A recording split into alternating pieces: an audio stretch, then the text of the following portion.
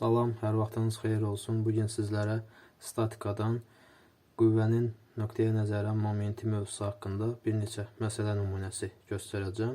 Demək, seçilmiş nöqtəyə əsasən qüvvənin həmin nöqteyə nəzərən momentinin tapılması, eyni zamanda dairə reaksiya qüvvələrinin təyin olunması və qiymətinin müəyyən edilməsi haqqında bir neçə məsələyə baxacağıq. İlk növbədə birinci bu məsələ nümunəsinə baxaq. Gördüyümüz kimi bir konsollu tirdir. Bir ucu sərt bərkidilmişdir, digər ucu sərbəstdir. Belə sistemlərə, belə tirlərə konsollu tir deyilir və görürük ki, tirin divara bərkidilmiş hissəsi A adlanıb, sərbəst ucu isə B olaraq adlandırılıb və sərbəst ucunda B nöqtəsində qiyməti 100 Newtona bərabər olan şaquli istiqamətdə yuxarıdan aşağıya bir topa yük tətbiq olunub. Və bizim bu tirimizin də uzunluğu şərtdə verilib ki, 2 metrdir və biz bu verilənlərə əsasən bu sistemin, bu tirin dairə reaksiya qüvvələrinin qiymətini tapmalıyıq.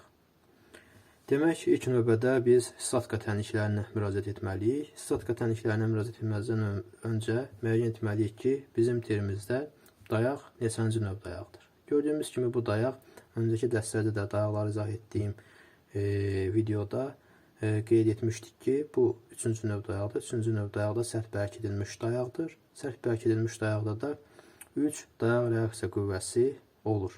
Demək, üfüqi istiqamətdə qüvvə, şaquli istiqamətdə dairə reaksiya qüvvəsi və bir də moment. Qoy onları ilk növbədə biz bu sistemin üzərində göstərək.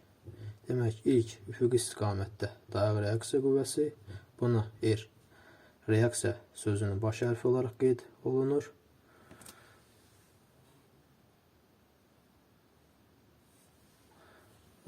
Sonra buna RAX deyək.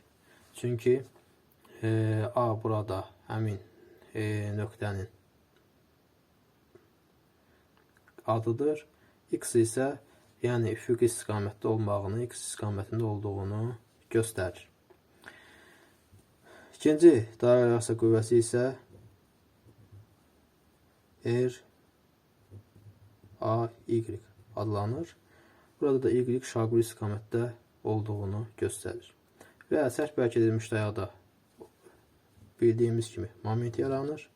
Bu momenti də standart olaraq saat əqrəbinin əksi istiqamətində çəkirik ilkin olaraq. Buna da M A nöqtəsinə görə olduğuna görə A deyirik. Beləliklə biz dayaq növümüzə görə dairə reaksiya qüvvələrini çəkmiş olduq. İndi isə bu reaksiya qüvvələrinin qiymətini hesablayaq. İlk növbədə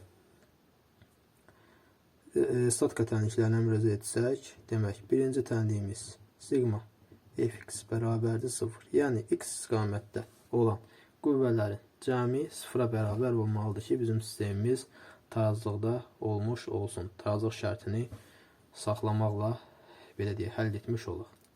Baxırıq sistemimizə görə ki, x istiqamətində yalnız bir qüvvə var, o da RAX dairə reaksiya qüvvəsidir.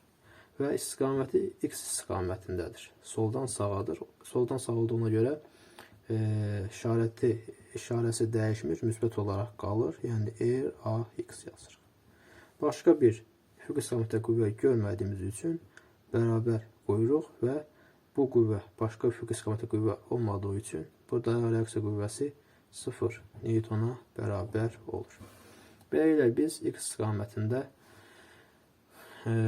qüvvələri toplayıb 0-a bərabər etdikdə tapırıq ki, RAX əslində nədir? 0-a bərabərdir. İndi statikanın ikinci tənliyi olan sigma fy bərabərdir 0 tənliyini quraq. Demək, bu tənliyi o deməkdir ki, şaquli istiqamətdə qüvvələrin cəmi 0-a bərabər olmalıdır. Baxırıq sistemimizə, şaquli istiqamətdə görürük ki, iki qüvvəmiz var. Biri RAY dairə reaksiya qüvvəsidir, özümüz təyin etmişdik. Digəri isə şərtdə verilmiş 100 Newtonluq yuxarıdan aşağıya tətbiq olunmuş, B nöqtəsinə tətbiq olunmuş bu qüvvədir. Demişik ki, aşağıdan yuxarıya qüvvə tətbiq olunduqda müsbət götürürük. Ona görə R, A, Y müsbət olaraq qalır. İşarəsi dəyişmir. Lakin yuxarıdan aşağıya tətbiq olunmuş bu 100 Newtonluq qüvvə isə mənfi işarə ilə yazılır. 100 Newton bərabərdir 0. Bu tənlikdən müəyyən edirik ki, R, A, Y bərabərdir 100 Newton qüvvə. Beləliklə biz ikinci tənliyə əsasən də, statikanın ikinci tənliyinə əsasən R, A, Y dairəsi qüvvəsinin qiymətini tapdıq. İndi isə biz MA əyici momentinin qiymətini hesablayaq. Onu hesablamaq üçün yazırıq MA bərabərdir. Demişdik ki, öncəki videoda moment bərabərdir qüvvə vurulsun qol. Demək, biz əgər bu nöqtədəki momenti tapırıqsa, o zaman bu nöqtədə olan qüvvələrin təsir xətləri A nöqtəsindən keçdiyi üçün bu qüvvələrin bu nöqtəyə nəzərən momenti nəyə bərabər olur? 0-a bərabər olur. Yəni, RAY-in A nöqtəsinə nəzərən momenti 0-dır. RAX-in A nöqtəsinə nəzərən momenti 0-dır. Çünki qol yoxdur. Amma sistemimizə baxdıqda başqa bir qüvvə var. Xarici qüvvədir, 100 Newtonluq. Demək, bu 100 Newtonluq qüvvənin A nöqtəsinə nəzərən momenti nəyə bərabərdir? Demək, 100 vurulsun qola. Qol nə qədərdir? Deməli, qüvvəyə perpendikulyar istiqamətə çəkilmiş və A nöqtəsindən keçən qüvvə. Qüvvəyə perpendikulyar istiqamətə çəkilmiş A nöqtəsindən keçən bu hələ tirin özüdür. Tirin də öz uzunluğu nə qədərdir? 2 metrdir. Vururuq 2-yə. Və bir də istiqamətə baxırıq. Görürük ki, bu qüvvə bu sistemi A nöqtəsinə nəzərən bu tiri nə edir? Aşağıya doğru əyir. Düzdürmü bu qüvvə? Aşağıya doğru əyir. Və aşağıya doğru əyib, belə deyək, fırlatmağa çalışır. Necə fırladır? Saat əqrəbi istiqamətində. Biz də ötənki videomuzda qeyd etmişdik ki, əgər saat əqrəbi istiqamətində olursa, moment mənfi, saat əqrəbinin əksi istiqamətində olursa, moment müsbət olur. Bu saat əqrəbi istiqamətində olduğu üçün nə olur? Mənfi işarəsini yazırıq. Və bu da bərabər olur mənfi 200 Newton və vur metr. Çünki momentin vahidi Newton vur metrdir. Biz beləliklə də momentin A nöqtəsindəki qiymətini tapmış olduq. İndi isə ikinci məsələ nümunəsinə baxaq. Demək, bu məsələdə gördüyümüz kimi bizim bir tirimiz var. Bu tir L nöqtəsindən yuxarı istiqamətdə 30 dərəcəlik bucaq altında əyilmişdir və K nöqtəsindən ikinci növ dayaq üstündə yerləşir. L nöqtəsində isə birinci növ dayaq üstündə yerləşir. C nöqtəsi isə sərbəst ucdur. Və bu C nöqtəsindən aşağıya doğru 40 Newtonluq bir qüvvə tətbiq edilib. Və bizdə isə bu sistemin, bu tirin dairəsiya qüvvələrinin qiymətinin tapılması istənilir. Demək, ilk növbədə onu qeyd edək ki, bu sistemin heç bir dayağında moment yoxdur. Çünki bu ikinci növ dayaqdır. İkinci növ dayaqda yalnız 2 qüvvə olur, 2 dayaq reaksiya qüvvəsi olur, üfüqi istiqamətdə və şaquli istiqamətdə. Bu birinci növ dayaqdır. Birinci növ dayaqda da daha doğrusu bir reaksiya qüvvəsi olur, o da şaquli istiqamətdə olur və heç bir dayaqda moment olmadığı üçün, əyici momenti olmadığı üçün bu sistemdə əyici moment, dayaqlarda əyici moment nədir? 0-a bərabərdir. Bu halda demək biz necə hesablayırıq? Yenə də statikanın tənliklərindən istifadə edərək dayaq reaksiya qüvvələrini tapmalıyıq. Amma ilk növbədə dayaqlardakı reaksiya qüvvələrini təyin edək. Birinci növbədə baxaq K nöqtəsinə. K nöqtəsində ikinci növ dayaq olduğunu görürük. İkinci növ dayaqda demişik ki, 2 reaksiya qüvvəsi olur. Biri üfüqi istiqamətdədir. Buna R, K, X deyə bilərik. Digər qüvvəmiz isə şaquli istiqamətdə olur. Buna da R, K, Y deyə bilərik. İndi isə L nöqtəsinə baxsaq, burada birinci növ dayaq olduğunu görərik. Bu birinci növ dayaqda da bir dayaq reaksiya qüvvəsi olur şaquli istiqamətdə və bunun da adını R, L, Y qoyaq.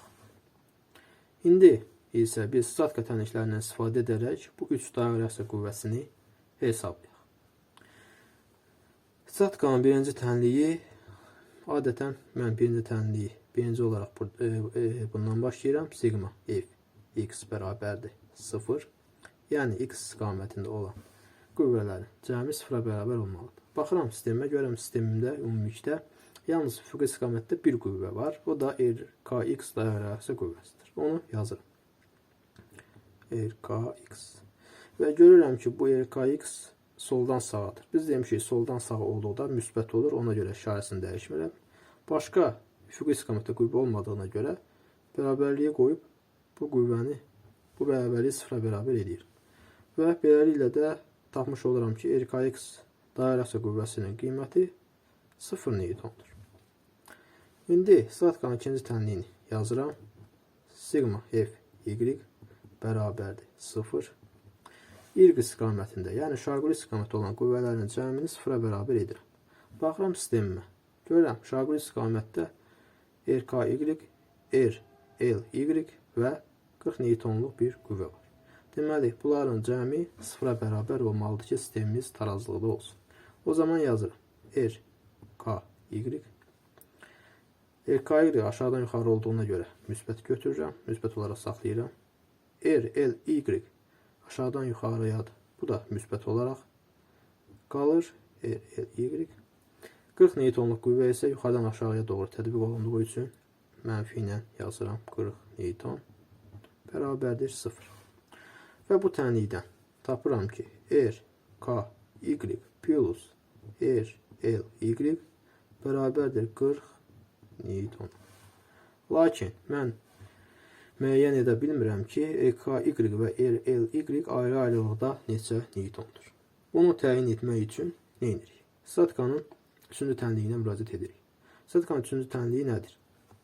Hər hansı bir dayağa görə momenti 0-a bərabər edib tənlik alır. İstəsəm K nöqtəsinə görə edə bilərəm, istəsəm L nöqtəsinə görə, istəsəm C nöqtəsinə görə. Lakin mən heç bir fərq olmadığına görə K nöqtəsinə görə momenti 0 edirəm. Lakin elə məsələlər olacaq ki, orada hansı momenti 0-a bərabər etmək əlverişli olar. Onu da sizə göstərəcəm. Məsələn, hansı dayaqda, hansı nöqtədə ki, qüvvət çoxdur, hər zaman çalışın ki, həmin nöqtədə moment tənliyini 0-a bərabər edəsiniz. O zaman məsələniz daha sadə və tez həll olmuş olacaq. Mən K nöqtəsinə nəzərə moment tənliyi yazsam, o zaman yazacağım ki, sigma M K bərabərdir 0. Və hər zaman sigma MK, əgər moment hansı nöqtəyə görə moment tənliyi yazıramsa, o zaman onun qarşısından hansı istiqamətdə momenti müsbət götürəcəm, onu yazırım. Mən saat əqrəbinin əksi istiqamətində müsbət götürürəm. Ona görə də bu formada yazırım. Ki, məsələni həll edəndə artıq çaşmır. Demək, K nöqtəsinə görə momenti 0 aldımsa, o zaman K nöqtəsindən keçən qüvvələrin təsir xətləri, həmin nöqtədən keçən qüvvələrin həmin nöqtəyə nəzərə momenti nə olacaq? 0 olacaq. Deməli, RKX və RKY-in K nöqtəsinə nəzərə momenti 0-dır. Deməli, mən onu bu tənlikdə nəzərə almayacağım. Digər qüvvələri isə nəzərə alacağım. Hansı qüvvələrdir? RLY və 40 newton. Demək, RLY-in K nöqtəsinə nəzərə momenti nədir? Qüvvə vurulsun qol. Qüvvəmiz RLY-dir. Vurulsun qol. Qol isə həmin qüvvədən perpendikulyar istiqamətdə K nöqtəsinə qədər olan məsafə. Hansıdır? Baxın, perpendikulyar istiqamətdə bu şaqülidir. Bu da üfüqüdür. Deməli, perpendikulyar istiqamətdə nə qədərdir? 4 metr. Vururam 4 metr. Sonra işarəsinə baxıram. Görürəm RLY sistemi saat əqrəbinin əks istiqamətində fırlatmağa çalışır. Saat əqrəbinin əks istiqamətində. O zaman işarəsini dəyişmirəm. Müsbət olaraq saxlayıram. Çünki demişəm ki, saat əqrəbinin əks istiqamətində müsbət olmalıdır. Sonra baxıram digər qüvvəyə.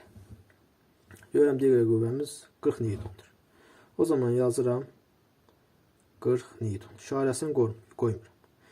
Görürəm ki, 40 newtonluq qüvvə sistemi saat əqrəbi istiqamətində fırlatmağa çalışır. K nöqtəsinə nəzərə baxın. Aşağıya doğru çəkir, saat əqrəbi istiqamətində fırlatmağa çalışır. 40 newtonluq qüvvə. Əgər saat əqrəbi istiqamətində olursa, mənfi olmalıdır. Deməli, qüvvə vurulsun qoldur. Qüvvədən seçilmiş nöqtəyə qədər olan məsafə nə qədərdir?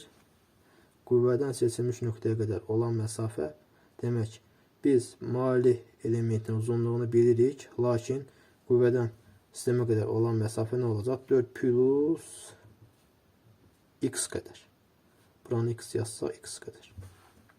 O zaman yazaq bura 4 plus x nə qədər olacaq? Demək, fikrimizdə tutaq ki, bu maili xətti nəzərimizlə üfüqi xəttə çevirək. Yəni x ox istiqamətində təsəvvür edək ki, x ox istiqamətindədir bu LC hissəsi. 2 metrlik isə x ox istiqamətindədir. Üfüqi istiqamətdə olur avtomatik həmin hissə. Biz də demişik ki, üfüqi istiqamətində nəzərə alırıqsa, həmişə nə edirik? Kosinusa vururuq. Bucağın kosinus hasili. Yəni 2 metrin kosinus 30 hasili bizə x-i verəcək. O zaman yazırıq ki, 2 vurulsun kosinus 30 bərabərdir nəyə? 0 olmalıdır. Bərabərdir 0.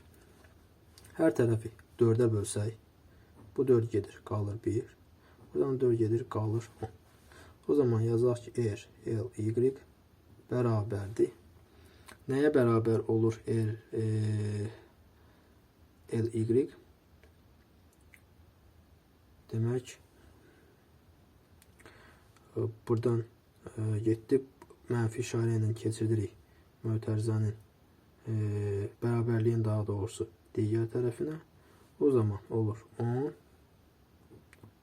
4 plus 2 vurulsun kosinus 30'da bizə verir 1.73. Bu da bərabər edir 57.3 Newton. Biz RLY-in qiymətini tapdıq. RLY-in qiymətini gətirib burada yerinə qoyduqda avtomatik biz RKY-i tapırıq. O zaman RKY nəyə bərabər olur? RKY-imiz demək bərabər olur 57.3-dən 40-ı çıxacaq, eləyəcək. Daha doğrusu 40-dan 57.3-ü çıxacaq, eləyəcək mənfi 17.3 Newton. Deməli biz hər iki RLY və RKY-in qiymətlərini tapmış olduq. Lakin gördük ki, RKY nə oldu? Mənfi oldu. Əgər biz dairə əksi qüvvəsini hesabladıqda mənfi tapırıqsa, nə edirik? O zaman həmin qüvvənin, belə deyək, istiqamətini sistemdə artıq əksinə çeviririk. Yəni, əks istiqamətdə olmalıdır həmin qüvvə. Yəni, baxırıq bu sistemə, görür ki, RKY yuxarı istiqamətə çəkmişdik. Bunu yuxarı istiqamətində olaraq nəzərə alıb plus yazmışdıq. Lakin cavabda mənfi çıxdı. Demək, əslində sistemdə RKY nə imiş? Dairə əksi qüvvəsinin istiqaməti əks istiqamətdə imiş. Eyni zamanda bu bir nömrəli məsələdə də belə idi. Onu qeyd etməyi unutdum. Baxın, biz burada momentin qiymətini mənfi 200 Newton vurulsan metr tapmışdıq. Əgər mənfi tapmışıqsa, o zaman avtomatik biz burada standart olaraq sağ dəqiqənin əksi istiqamətə çəkmişdik, amma gördüyü mənfi çıxdı hesablamada. O zaman biz nə edirik? İşarəni əksinə doğru dəyişirik. Yəni, əks istiqamətindən olacaq. Yəni, sağ dəqiqəli istiqamətində olmuş olacaq mənfi aldığımız üçün. Hər zaman hesablamada belə olur. İlkin olaraq biz aşağıdan yuxarıya reaksiya qüvvələrini çəkirik və yaxud da momenti sağ dəqiqənin əks istiqamətində çəkirik müsbət olması üçün. Əgər cavabımız mənfi çıxırsa, o zaman gedib sistemdə yenidən istiqaməti dəyişə bilirik.